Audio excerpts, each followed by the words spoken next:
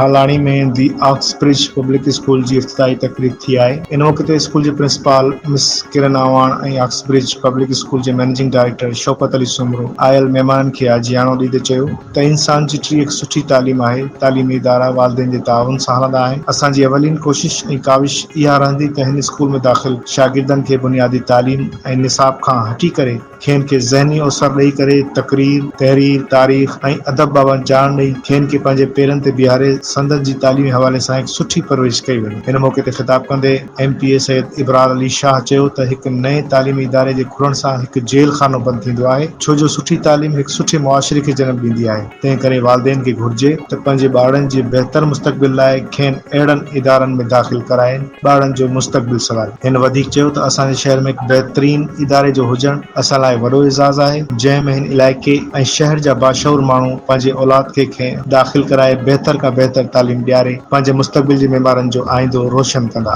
इन मौके ते आयल महिमाननि खे सिंध जूं सुपड़ियूं, लुंगियूं, अजरक जा तोहफ़ा अर्पिया विया, जॾहिं त हिन तक़रीब में वालिदैन समेत शहर जी सियासी, समाजी, कारोबारी ऐं मुअज़्ज़िज़ शख़्सियतनि समेत सहाफ़ियुनि जी वॾी अंग शिरकत कई। स्कूल जे नंढनि ॿारनि पारां वालिहाना अंदाज़ में शानदार वेलकम कयो वियो ऐं महिमाननि मथां गुलनि जी वर्खा कई वई।